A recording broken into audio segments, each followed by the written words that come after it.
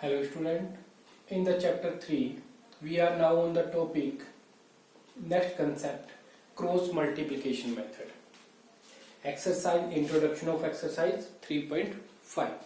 तो देखो सबसे पहले क्रॉस मल्टीप्लिकेशन मेथड के अकॉर्डिंग हम two linear pair of equation को कैसे हम सॉल्व करते हैं। तो देखो हमारे पास जो इक्वेशन होती है कैसे होती है, a1x plus b1y plus c1 is equal to 0, a2x plus b2y plus c2 is equal to 0।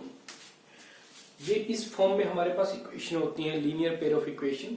तो सबसे पहले जब हम क्वेश्चन सॉल्व करेंगे कोई भी, हमने यहाँ पे जो भी इक्वेशन दे रखी होंगी, जैसे यहाँ पे फर्स्ट का सेकंड पार्ट है, उन इक्वेशन को भी उसी फॉर्म में लिखना होगा। तो यहाँ से हमारी ये फॉर्म बनेगी 2x plus y minus 5 is equal to 0, first equation, and the second one 3x plus 2y minus 8 is equal to 0। फिर हमने यहां से कोफिशिएंट देखने हैं, फिर हमने कोफिशिएंट कंपेयर करने हैं कि क्या क्या हमारे पास में कोफिशिएंट है। तो अगर हमारे पास देखें तो a1 over a2 ratio of coefficient a1 over a2 is equal to b1 over b2 is equal to c1 over c2। ये चेक करना है हमने किस तरीके के रिलेशन है इनके बीच में। अगर हमारे पास फर्स्ट दोनों इक्वेशन आपस में इक्वल है तो हमने थर्ड चेक करनी होती। ये अगर दोनों इक्वल हैं तो उस केस में हमारे पास क्या है, हमने थर्ड के लिए चेक करना है, अनदर टू के लिए चेक करना है। तो उस केस में हमारे पास अगर ये दोनों भी इक्वल आती हैं तो इस केस में हमारे पास इनफाइनाइटली मैनी सॉल्यूशन हो जाते हैं, और अगर ये इक्वल नहीं आती तो उस केस में हमारे पास ये पैरेलल लाइंस बनती हैं दोनों, तो वहां पे कोई सॉल्यूशन पॉसिबल ही नहीं है। और अगर हमारे पास फर्स्ट केस ही ये आ जाए कि ये दोनों इक्वल नहीं है तो उसके लिए हमें ये c1 ओवर c2 इनके साथ में कंपेयर करने की जरूरत नहीं होती। यहीं से हम कह देते हैं हमारे पास यूनिक सॉल्यूशन है। तो इस एक्सरसाइज में या इस कंसेप्ट के लिए, इस मेथड के लिए हमने वो सॉल्यूशन फाइंड आउट करने हैं जिनमें हमारे पास यूनिक सॉल्यूशन। तो सबसे पहले हमने क्या करना है, सबसे पहले हमने a1 over a2, b1 over b2 and c1 over c2 find out करने हैं। फाइंड आउट करने के बाद हमने कंपेयर करने हैं। पहले a1 ओवर a2 को कंपेयर करेंगे। आपके पास सॉल्यूशन उसका आएगा जिनके अंदर में ये दोनों आपके पास इक्वल नहीं होंगे। बाकी दोनों के लिए आप लिख दोगे, अगर आपके पास में ये इक्वल आता है तो ये भी इक्वल आ गया तो आप लिख दोगे coincident lines and infinitely many solution. वहीं पे आपका क्वेश्चन खत्म हो गया। नेक्स्ट अगर यहाँ पे आपके पास में इक्वल ना आए, इन केस में आप लिख दोगे पैरेलल लाइंस, यानी कि पैरेलल लाइंस नो सॉल्यूशन, वहां पे आपका क्वेश्चन वो खत्म। नेक्स्ट अगर हमारे पास ये इक्वल नहीं है, इस केस में आपके पास है इंटरसेक्टेड लाइन, इंटरसेक्टेड लाइंस, और ये क्या देता है हमें, ये हमें देता है यूनिक सॉल्यूशन, यूनिक सॉल्यूशन। फिर हमने यूनिक सॉल्यूशन फाइंड आउट करना है यहां पर। तो अब यहां पर हमें इसके अंदर में अप्लाई करना है क्रॉस मल्टीप्लिकेशन मेथड। वो अब हम देखते हैं किस तरीके से है। तो ये करने के बाद आप इसके बाद में क्रॉस मल्टीप्लिकेशन मेथड यहां पे अप्लाई करोगे। तो उसके लिए क्या है हमारे पास में मेथड, वो देखिए। तो इसको वैसे हम देखें थोड़ा सा डिफिकल्ट मेथड लगता है ये, लेकिन हम इसको क्वेश्चन के अकॉर्डिंग देख रहे हैं तो इसको थोड़ा हम इस तरीके से देखते हैं। इजी बनाने के लिए मैं आपको एक तरीका बताता हूं। देखो x वेरिएबल है, इसमें y वेरिएबल है, और थर्ड कोफिशिएंट की बात करें तो इसके साथ में कोई भी वेरिएबल नहीं है, ये कांस्टेंट टर्म है। तो हम इसको ये इस तरीके से मेंशन कर देते हैं c1 इंटू में 1। तो कोफिशिएंट के साथ वाला हमने लिया वेरिएबल, यहाँ पे भी वेरिएबल लिया, यहाँ पे भी कोफिशिएंट के साथ का हम ले लेते हैं, सिर्फ ये जो कांस्टेंट टर्म थी वो 1 हमने यहाँ पर ले लिया। अब जो नेक्स्ट है वो कोफिशिएंट हम राइट डाउन कर देंगे इनके नीचे, a1 a2, a1 a2, b1 b2, b1 and b2, c1 c2। ये मेथड समझने का एक तरीका है आपके लिए। अब हमने नेक्स्ट क्या करना है, अब हमने यहां पे अप्लाई करना है क्रॉस मल्टीप्लिकेशन मेथड का जो उन्होंने हमें फॉर्मूला दिया है। वो कैसे, कैसे अप्लाई करेंगे? देखो, हमने क्रॉस मल्टीप्लाई करनी है।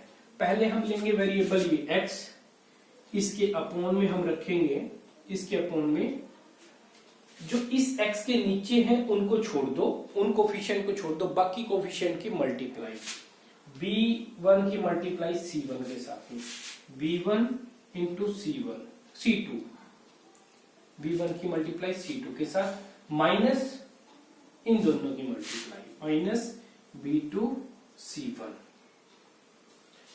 Equal to y over, next क्या है? नेक्स्ट देखिए यहां पर क्या है। अब हमने y से आगे चलना है, y के नीचे वाले के छोड़ दो, इसके आगे है c के नीचे है c1 एंड 1 के नीचे है c1 एंड c2, तो अब इनकी मल्टीप्लाई आगे होनी है। आगे कौन सा आएगा? इसको हम ले जाते हैं आगे, यहाँ पे a1 a2।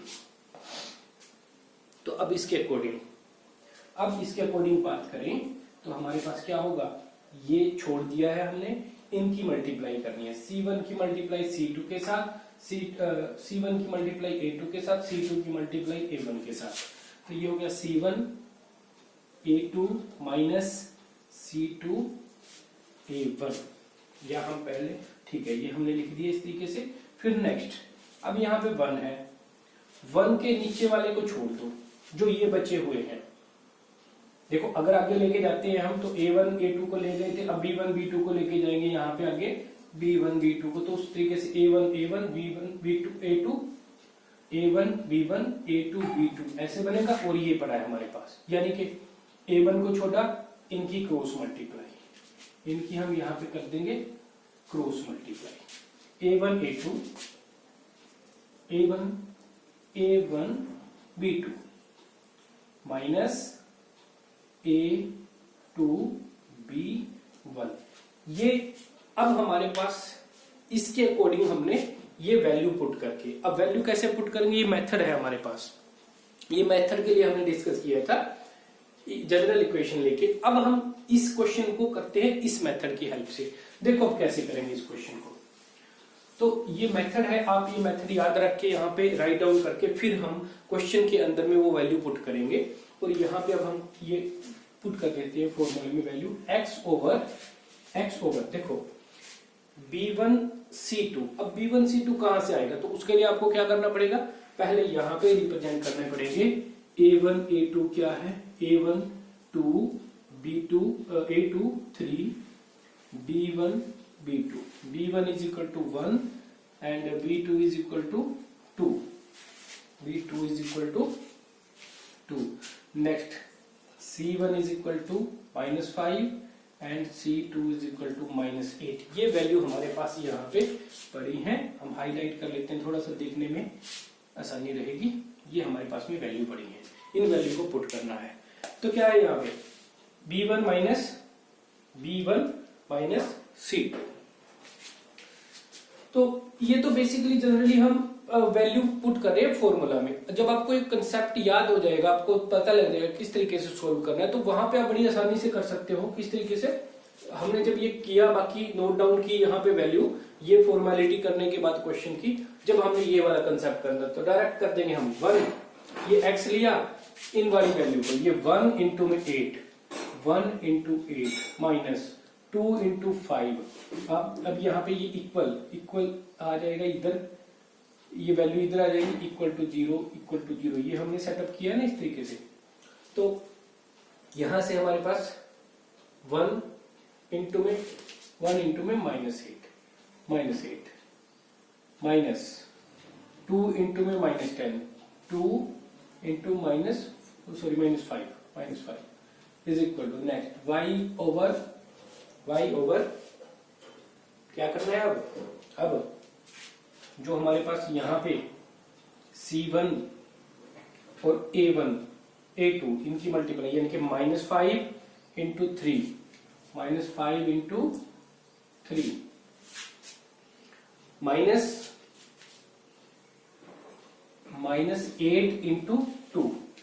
इंटू 2 और इक्वल 1 ओवर, अब इन दोनों की multiply, 2 to the 4, 2 into 2 4 and 3 into में 1।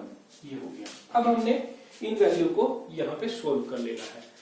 x over -8 and -10 minus minus plus plus 10 is equal to y over -15 and -2 into में -8 -16 minus minus plus plus 16 is equal to 1 over 4 -3। अब इसके बाद नेक्स्ट स्टेप में हमारे पास ये लगभग सोल्व होने के बिल्कुल करीब है। 2 सोल्व किया is equal to y over, यहां से वैल्यू 1 आई इज इक्वल टू 1 ओवर 1। अब हमने क्या करना है, वेरिएबल को कांस्टेंट टर्म के साथ में लेना है, क्योंकि तीनों ही इक्वल है। ये इसके इक्वल है, ये इसके इक्वल है और ये इसके भी इक्वल है। तो हमने यहां से लिया y ओवर में 2 is equal to 1 over 1, solve किया क्रॉस मल्टीप्लाई से y x is equal to 2, x over में 2 था। तो नेक्स्ट क्या है हमारे पास, y over 1 is equal to 1 over 1। Cross multiply की हमने यहाँ पे भी क्रॉस मल्टीप्लाई की और क्रॉस मल्टीप्लाई से हमारे पास आ गया y इज इक्वल टू 1। ये हमारे पास इस तरीके से इनका सॉल्यूशन फाइंड आउट करना है। Question number 2 part number 1 question है हमारे पास, for which value of a and b does the following pair of linear equation have infinitely number of solution. कि a और b की किस वैल्यू के लिए, यहाँ पे जो हमारे पास ये कोफिशिएंट में यहाँ पे a और b है, इनकी किस वैल्यू के लिए हमारे पास ये दोनों लीनियर पेयर ऑफ इक्वेशन का सॉल्यूशन इनफाइनाइट सॉल्यूशन हो गया।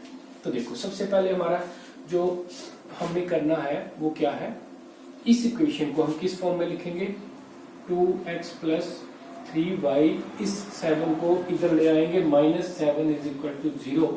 एंड नेक्स्ट ये इक्वेशन क्या बन जाएगी हमारे पास, ये बन जाएगी a minus b x plus a plus b y minus 3a plus b minus 2 is equal to 0। ये हमारे पास इक्वेशन बन गई है दोनों। तो अब हम यहां से इसको कर देते हैं रिमूव। तो ये हमारे पास इक्वेशन नंबर 1, ये हमारे पास इक्वेशन नंबर 1 है और ये हमारे पास इक्वेशन नंबर 2 है। तो नेक्स्ट देखेंगे क्या है। अब हमारे पास इनफाइनाइटली मैनी सॉल्यूशन कब होंगे, हमारे पास इनफाइनाइटली मैनी सॉल्यूशन होते हैं इस केस में a1 over a2 is equal to b1 over b2 is equal to c1 over c2। तो कोफिशिएंट हम कंपेयर करेंगे यहाँ से। कोफिशिएंट आपको अभी तक समझ आ ही गई है किस तरीके से हमने लेना है, x के साथ में ये कोफिशिएंट है, y के साथ ये, और ये हमारे पास में c1 है, यानी कि a1 b1 और c1, ये a2 b2 और ये हमारे पास c2, ये कोफिशिएंट है।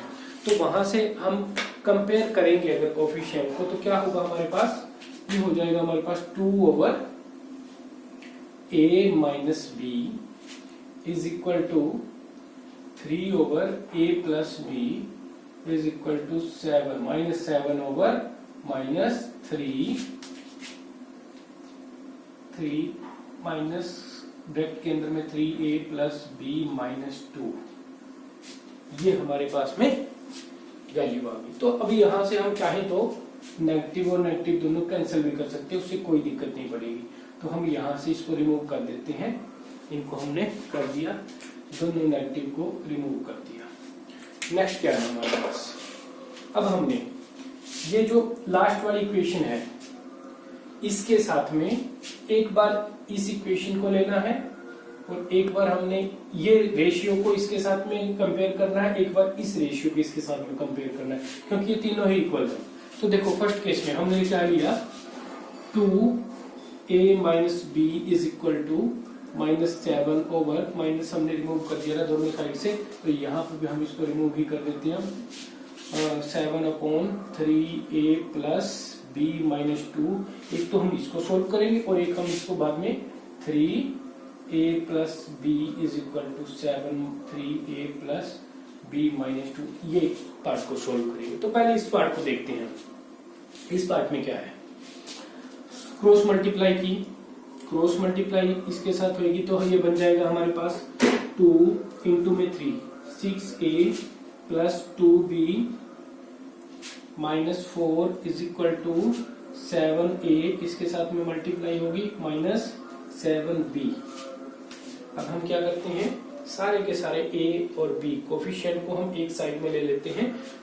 जो कोफिशिएंट थे हमारे पास, अब यहाँ पर वो वेरिएबल है इस इक्वेशन के लिए, तो ये हमारे पास हो गया 6a माइनस 7a, तो यहां से plus 2b and minus minus plus 7b। ये हमारे पास में जो 4 है इसको हम ले जाते हैं इस side, is equal two plus के 4 हो गया। तो यहां से 6a एंड माइनस 7a, ये बचा सिर्फ minus a, 2b plus 7b, ये हमारे पास में ओवरऑल बन जाएगा 9b। 9b is equal to 4। ये हमारे पास यहां से आ जाती है एक इक्वेशन नंबर, हमने 1 2 दिया था, यहां से हमारे पास होगी इक्वेशन नंबर 3। तो ये हमारे पास इक्वेशन नंबर 3 है जिसकी जरूरत पड़ेगी हमें a और b की वैल्यू निकालने के लिए। तो नेक्स्ट हम यहाँ से ये करते हैं इस पार्ट के लिए। तो देखो यहाँ से हमारे पास ये जो पार्ट है इसकी बजाय हम ऊपर ही रख लेते हैं इसको। ये जो पार्ट था इसको सोल्व किया हमने क्रॉस मल्टीप्लाई इसके साथ में, इस पूरे के साथ में। 3 3 जा 9a, 3 1 जा 3b, 3 2 जा 6 इज इक्वल टू 7 की मल्टीप्लाई इसके साथ 7a plus 7b। Now put the all a and b one side. 9a minus 7a plus 3b minus 7b is equal to, ये 6 हम उस साइड ले जाएंगे, प्लस के 6 हो गया। Next 2a plus 3b minus 7b, 4b negative 4b is equal to 6। ये हमारे पास सेकंड इक्वेशन आ गई है। तो अब इन दोनों इक्वेशन में से सेकंड नहीं, ये हमारे पास फोर्थ इक्वेशन हो गई है, इक्वेशन नंबर 4। अब इन दोनों इक्वेशन को हमने करना है सोल्व a और b की वैल्यू के लिए। अब आपके पास चॉइस ये है, आपके पास 3 मेथड हैं। एलिमिनेशन मेथड, 1 एलिमिनेशन मेथड, उसके बाद हमारे पास है एक यही जो हम कर रहे हैं क्रॉस मल्टीप्लिकेशन मेथड। इन और एक मेथड था हमारे पास में जो सबसे पहले हमने किया था, दैट इज ग्राफिकली के बाद सब्स्टिट्यूशन मेथड। उस मेथड से भी हम इनको सोल्व कर सकते हैं। तो बेटर होगा कि हमारे पास में जो एक्सरसाइज है क्रॉस मल्टीप्लिकेशन मेथड की है, हम इसमें क्रॉस मल्टीप्लिकेशन मेथड का ही यूज करें। बिफोर दैट हम इसको साफ करें, उससे पहले हम इन इक्वेशन को नोट कर लेते हैं। यहाँ पर एक हमारे पास ये इक्वेशन है और दूसरी ये है, इनको हम नोट कर लेते हैं। तो अब यहां से हमने क्या किया, next is equal to 4 is equal to 6 की फॉर्म में था, हमने इसको C1 और C2 को भी इस साइड में ले आए, इज इक्वल टू 0 की फॉर्म में रख दिया। अब हमने इन इक्वेशन को आगे सोल्व करना है, क्रॉस मल्टीप्लिकेशन मेथड से ही सोल्व करते हैं। तो उसके लिए मैं लिख लेता हूँ यहाँ से, एक बार अच्छी तरीके से हम कर लेते हैं ताकि कोई प्रॉब्लम ना आए हमें मेथड को समझने में। अभी एक ही क्वेश्चन किया है हमने इससे पहले इस मेथड के अकॉर्डिंग। तो मैं क्या कर रहा हूँ यहाँ पे a b और ये मैंने इसके लिए लिया 1 कांस्टेंट टर्म के लिए। तो इनके नीचे इसका a1 coefficient, a2 coefficient, 9 and -4 and -6। अब मेरे पास क्या होगा, अकॉर्डिंग टू फॉर्मूला a, उसमें x है हमारे पास, x और y थे, यहाँ पे a और b है हमारे पास। तो ये मैंने रखा a, ये मैंने यहाँ पे a रखा, a ओवर मल्टीप्लाई करेंगे नेक्स्ट वालों की। 9 इंटू में 9 इंटू में -6 -54, 4 इंटू -4 प्लस 16 एंड माइनस होगा हमारे पास, तो ये माइनस में 16 हमने वैल्यू लिख दी is equal to, next case में क्या होगा b अपॉन इन दोनों की इसको हम आगे लिख लेते हैं यहाँ पे साथ में 1 और 2, इन दोनों की मल्टीप्लाई माइनस इन दोनों की मल्टीप्लाई, तो ये हो जाएगा -8 minus 6 into -1 6 is equal to 1 over अब इन दोनों की multiply -4 into 4 -1 into 4 -4 2 into 9 -18 2 into 9 18 minus फॉर्मूले के अकॉर्डिंग है। तो देखो अब इनको सोल्व कर लेते हैं, ए और बी की वैल्यू निकल आएगी। ए ओवर -54 -60 दोनों नेगेटिव वैल्यू है, दोनों ऐड हो जाएंगी, ऐड होकर ये हमारे पास बनाती है 70 negative sign. Next b over minus, ये भी minus 14 is equal to 1 over ये भी नेगेटिव 22 नेगेटिव। अब यहां से हमने सॉल्व करना है ए और बी के लिए, ये सारी कांस्टेंट टर्म है, यहाँ पे बी वेरिएबल है या ए वेरिएबल है, तो इसके लिए हम क्या करेंगे, इसके साथ में पहले ये लेंगे फिर इसके साथ ये लेंगे, तो यहाँ से a over -70 is equal to 1 over -22, तो यहाँ से हमारे पास आ गया a इज इक्वल टू 70 यहाँ चला गया -70 ओवर -22, माइनस से माइनस कैंसिल, आगे कैंसिल करना है तो 2 से 11 2 से 35 ओवर 11, ये वैल्यू आ रही है अभी हमारे पास। नेक्स्ट बी की बात करें, बी ओवर माइनस, यहाँ कोई ना कोई वैल्यू हमारे पास, यहाँ पॉजिटिव एक वैल्यू पॉजिटिव होती तो हमारे पास ये 14 बचता, उसके अकॉर्डिंग कैंसिल होता, कहीं ना कहीं मिस्टेक हुई होगी, हमें देखना होगा इसमें एक बार। चलो नेक्स्ट देखते हैं पहले, तो यहाँ पे हमारे पास क्या आएगा, next b over -14 and is equal to 1 over -22, तो सोल्व करें 14 इधर चला जाएगा, माइनस के 14 कैंसिल होकर 14/22 7 इसके अकॉर्डिंग तो 7/11 बन रहा है, लेकिन हम एक बार चेक कर लेते हैं, फिर भी इसके लिए चेक करते हैं हम 1 के लिए, तो ये हमारे पास यहाँ पे मिस्टेक हुई है, अगर देखें तो 1 हमारे पास ये 1 है यहाँ पे, और नेक्स्ट वैल्यू जो हमने मल्टीप्लाई करनी थी -4 इंटू 4 ये ठीक है, माइनस यहाँ पे और ये नेगेटिव था हमारे पास, यहाँ पर ये वाली वैल्यू हमारे पास में मिस्टेक हुई थी, तो ये वैल्यू हमारे पास प्लस की आनी थी, तो उसके लिए हमारे पास यहाँ पे ये सुरेश ये वैल्यू बनेगी 14, तो इसके अकॉर्डिंग 14 के अकॉर्डिंग यहाँ हमारे पास होगा -14, माइनस से माइनस कैंसिल, ये कैंसिल होके वैल्यू 5 आ जाएगी, और ये वैल्यू हमारे पास कैंसिल होके 1 वैल्यू आ जाएगी। तो ये भी आपने ध्यान रखना है, कोई भी मिस्टेक आपसे इस तरीके से ना हो, कहीं से कोई नेगेटिव वगैरह का साइन ना रहे आपके पास में, अदरवाइज सारा क्वेश्चन गलत हो जाएगा। तो इस तरीके से हमने इन क्वेश्चन को करना है।